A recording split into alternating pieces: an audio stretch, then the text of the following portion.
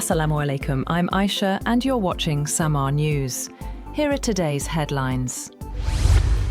US President Donald Trump has said the United States hasn't even started destroying what's left in Iran, reiterating vows to increase the ferocity of attacks on its infrastructure as dozens of countries sought ways to restart vital energy shipments through the Strait of Hormuz. He wrote on social media that Iran's bridges were next, then electric power plants, adding that Iran's leadership knows what has to be done and has to be done fast. He earlier posted video of the US bombing a newly constructed bridge between Tehran and the major northwest suburb of Karaj.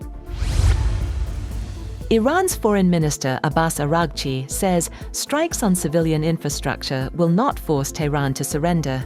In a post on X, he described attacks on sites like bridges as a sign of weakness, adding that Iran would rebuild any damage. The comments come after renewed threats from US President Donald Trump to intensify strikes. The escalation raises concerns over further disruption to the Strait of Hormuz and broader regional stability. Meanwhile, President Trump says the United States can reopen the Strait of Hormuz with more time as pressure grows to end the conflict. In a social media post, he said Washington could restore access to the key oil route and benefit economically. The strait, which carries a major share of global oil supplies, remains effectively closed by Iran in response to US and Israeli strikes. A US fighter jet has reportedly been shot down over Iran, with a search and rescue operation underway for any survivors. There has been no word on the type of the aircraft or how it was brought down, but the Iranian military said it was an F-35. The Iranian state media also released photos of what it claimed is the wreckage of the fighter jet. The Pentagon or US Central Command are yet to confirm the incident. On the other hand, US Army Chief of Staff Randy George has been fired by Defense Secretary Pete Hegseth in the latest purge among the Pentagon's most senior ranks. Even as Hegseth, a former Fox News host, has moved quickly to reshape the department, firing a general during wartime is nearly without precedent. The Pentagon confirmed that George, who had more than a year left in his term, will be retiring from his position as the 41st Chief of Staff of the Army, effective immediately. It said in a statement, "It was grateful for George's decades of service. We wish him well in his retirement."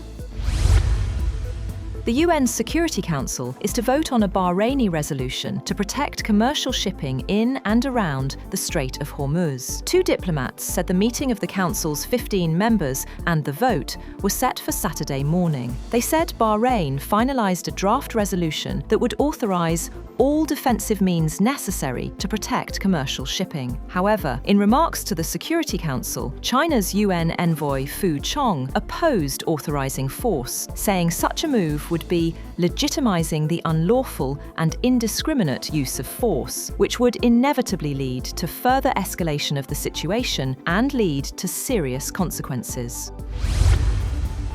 President Trump has proposed a major increase in military spending, seeking an additional $500 billion for the 2027 budget. The plan would raise defense funding to around $1.5 trillion, alongside a 10% cut in non-defense spending. The proposal comes as the US continues its war in the Middle East, with rising costs and economic pressure at home.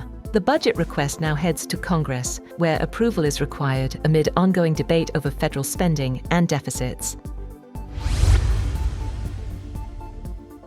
China has said that negotiations between Afghanistan and Pakistan are advancing steadily, following reports that the South Asian neighbours were meeting there. Chinese Foreign Ministry spokesperson Mao Ning told a daily press conference that both Pakistan and Afghanistan attach importance to and welcome China's mediation and are willing to sit down for talks again, which is a positive development. Mao did not say where the talks were being held, though the neighbours have previously said they were in Urumqi. China has been trying to mediate between the allies turned foes, holding telephone calls with their foreign ministers and sending a special envoy on visits in March.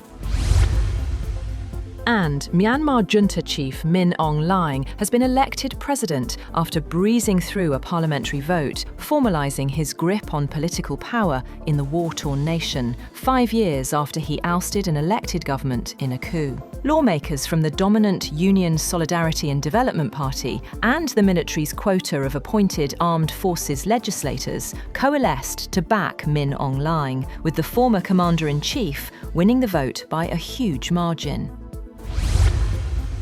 That's all for now. For more updates, visit www.samaa.tv. Thank you for watching Samaa News.